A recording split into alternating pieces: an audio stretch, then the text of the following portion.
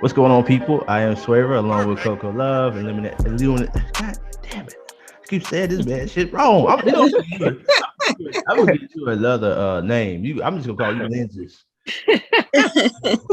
Lenses. The man with the lenses. There we go. The man with the, what'd you say? The man with the lenses. The man with the lenses. Yeah. Okay. Cool. What's going on, people? I am Swavor along with Coco Love, the man with the lenses, and Journey to be great. And this is the Opinionated Facts Podcast. And on this podcast, we talk about breaking news and current event analysis, but sometimes we talk about other things too. I want to thank y'all so much for listening to us today. And don't forget to like and subscribe if you're listening on YouTube if you like our content. But without further ado, let's jump right into what we have for you guys today. And we'll start with my guy, E. What you got for us, man? All right, so I'm talking about a man named Jeremy Lee Pauley. He's about 40 years old, and he was charged with felony of dealing with unlawful activity and receiving stolen property. He also got a misdemeanor charge of abuse of a corpse. So apparently this man tried to buy like a stolen human remains from some woman in Arkansas. His reasoning for doing this was he was basically going to resell these items or these body parts on Facebook. So yeah, right. So apparently they were stolen from this Arkansas Central Morgue or service in Little Rock, and apparently it was stolen by the woman. The woman's name is Candace Scott. So apparently she was the one stealing them. Now it was an employee of them, so which the article was saying. So anyway, how they found out, the authorities searched Mr. Pauley's home, and they found 3 to 5 gallons of buckets that had assorted body parts. Oh. But this is the thing. This that really got me. This last part. They even had children's body parts as well. Oh my God. Exactly. So what do y'all think about that? That was wild when I read all that. Yeah, definitely sounds like a horror movie. Ugh. What was that guy that was walking around with he had a machete or a chainsaw? It's a chainsaw mask. Yeah, that's exactly what I was thinking. Yeah, that's exactly what it seems like. And it's so weird because, some people in the comments, they was like, that don't sound right. Like, I wouldn't be surprised if he was eating them, which it wouldn't surprise me either, because why would think about it like this? And this what really got me. Why would you buy these stolen body parts just to resell them again? It doesn't really make that much sense. I feel like he was doing something else with them. But that's just me. That's how I feel about it. Well, but who's in the market for buying body parts? That's disturbing. Because what are you gonna do? Because what are you gonna do with it? Like when I might be missing a finger. Put an order in for a shoulder. Right. It's crazy. And I'm surprised.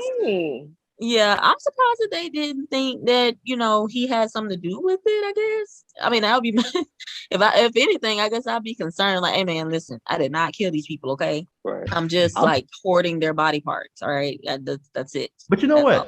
Was he killing the people, or was he just, Well, no, really all he really was doing, if you really want to be honest, she kind of should get more charged than he did. He didn't steal the body parts. All he did was just buy it from her. Really, they just found the body parts at his place. So if anybody should get charged, I would think it would be him. How do you even get started with something like that? I just have so many questions. Because again, I'm so serious when I ask, it's like, what is the need for this? Like, I guess I know you can keep certain things cold or whatever, you can use it, I suppose.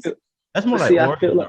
Yeah, I feel like at some point it's gonna start decaying and stuff if you keep all this movement, because I highly doubt that they're storing it the proper way.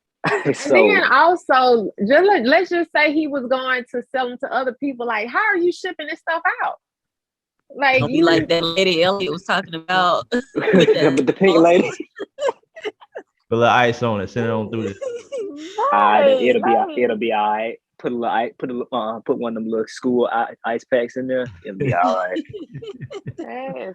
Oh my goodness! Wow. That's gross. Well, anybody want to try to top that? Well, I definitely can't top that, but moving along to something else. I mean, I guess it kind of does relate to death because apparently this man's followers, social media account has been killed. Talking about Andrew Tate. He's been banned from it due to his misogynistic views. First of all, do y'all know him? Because I've just recently heard about him. Do y'all know of him, Andrew Tate? He be on like some viral videos. Okay, well, like I just recently found out about him, I guess because he's been banned from these social media accounts due to, like I said, his views.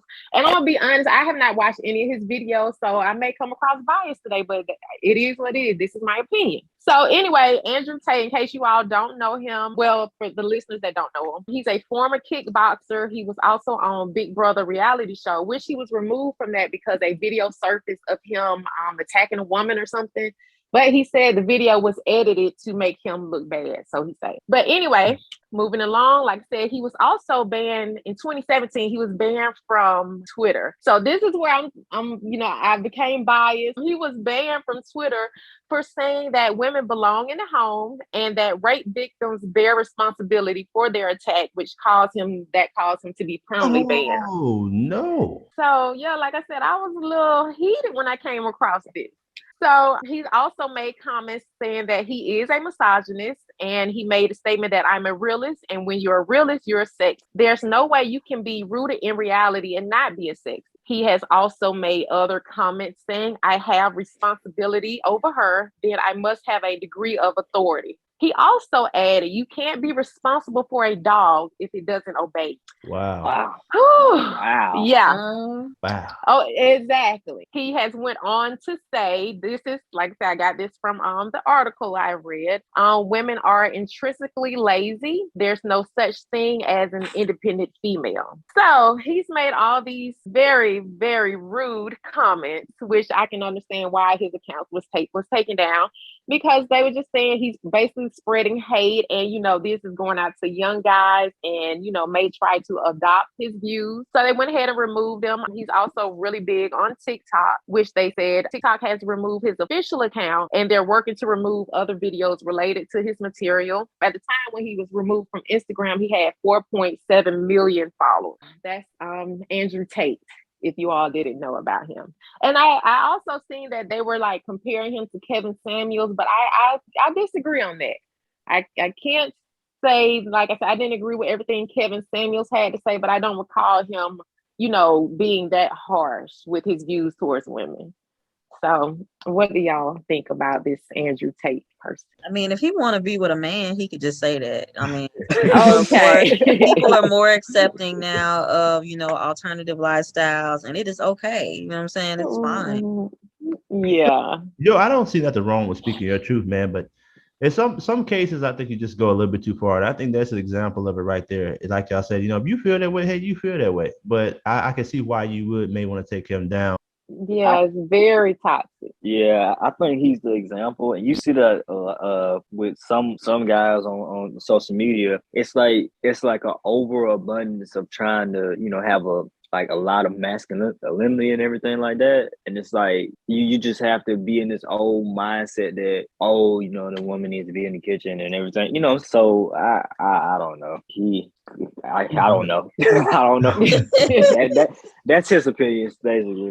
I don't agree with all that.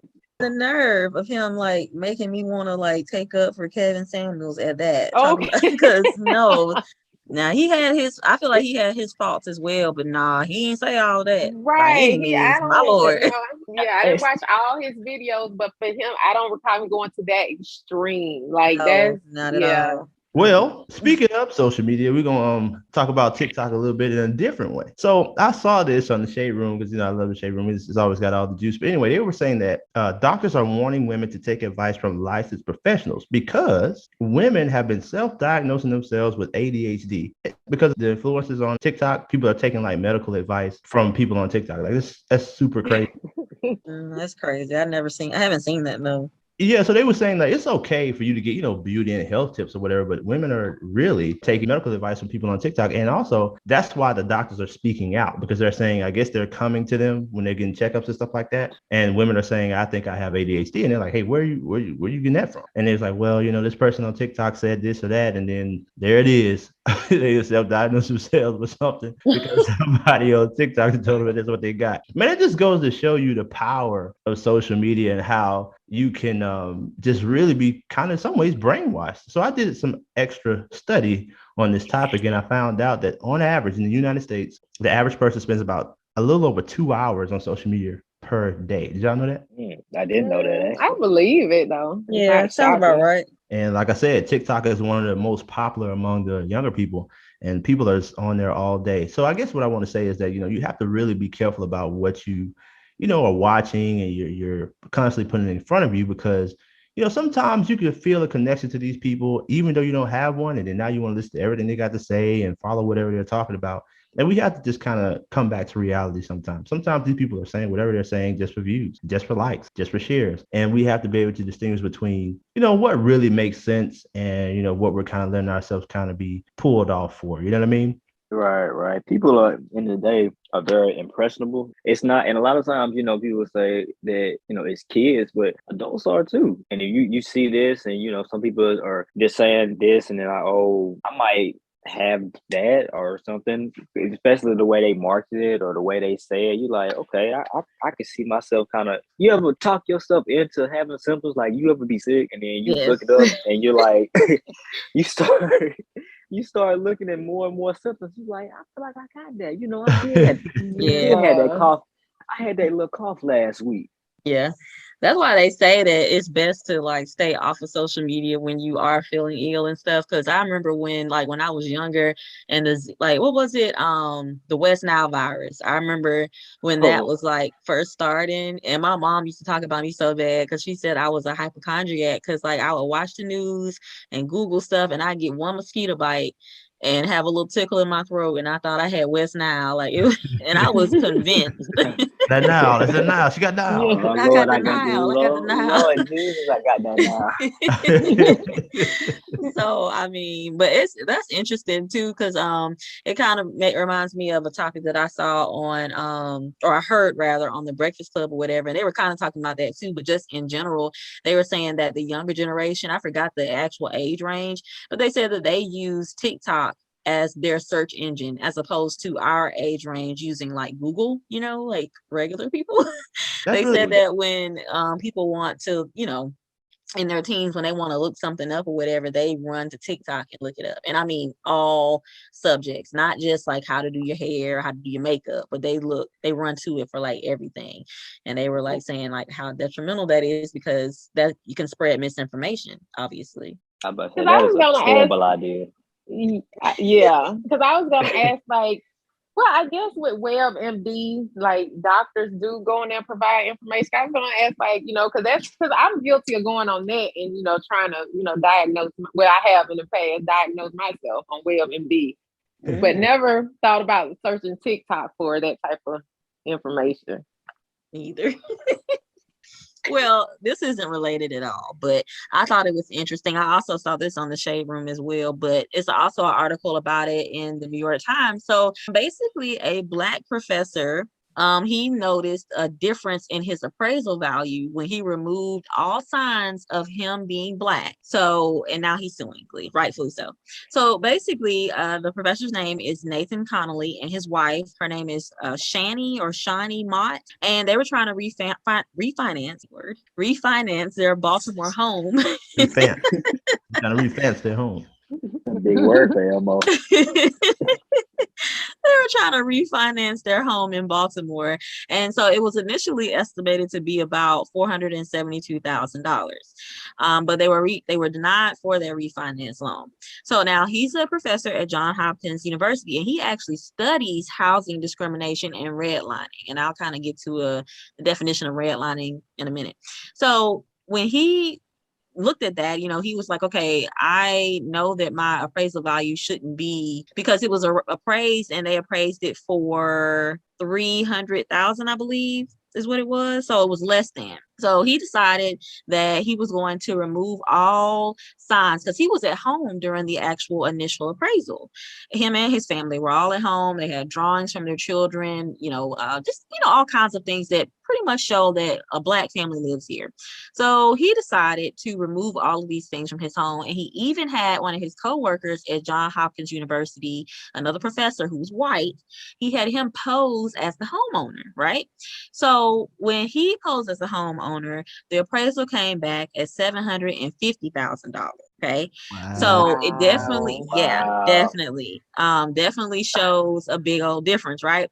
So the appraisal also incorrectly reported that their home hadn't received any updates whatsoever in the past 15 years. And that was incorrect. They had put a lot of work into the house, which is another reason why he was so surprised that it came back with the initial appraisal value.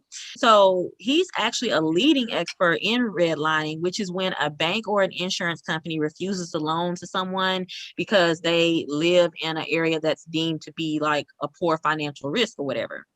So this obviously continues to be common, and it's used to drive down the home values in Black neighborhoods across the country.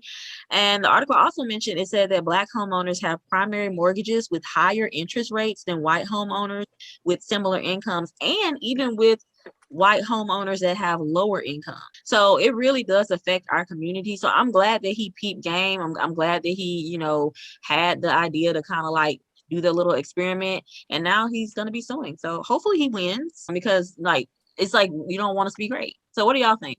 It makes sense to me. I'm sorry to cut you off. Yeah, she had to put on the gas, bro. She had to put on the gas. You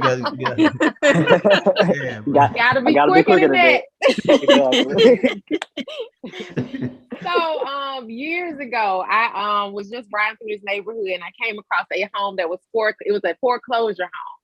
And I kind of, nobody was there. The door was open, so I kind of went in and looked through. It was a very nice home. So, but I did see the I saw the number. This was like on a Sunday when I went. So the next day I called asking about the home. So the lady answered, and I gave her the address. And she's like, "Yeah, who am I speaking with?" And I told her my name. Most people don't know this, but my real name is Shaquita. So when she heard that, she's like, "Yeah, that home has been sold." I said, "Okay, thank you."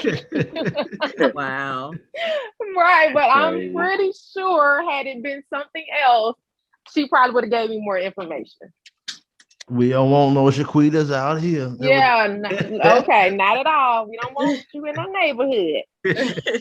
Well, I guess this is a textbook example of systematic racism, isn't it? Would that be one? I would agree, man. I think definitely so. Yeah, that's crazy. But you know what? I'll go ahead. I'm sorry, I had to put my foot on the gas. You go ahead. I'm coming on. Oh no, you good. I was about to say, but that's crazy that happens in so many different cases. And a lot of times you hear people say, "Don't bring race into this," or "Don't bring race into that." And you really don't want to, but race deals with a lot of things that goes on that we don't even really think about in day-to-day life. I can see that. That is true. And I think sometimes it's so normal that sometimes people don't look at it like that. You know what I mean? So like it happens so much that oh no, that's just the way that it is. But it could have some kind of racial motivation behind it. Thank y'all so much for listening to us. Again, we really appreciate you spending the time with us anytime you're listening, whether it's morning, noon, or night.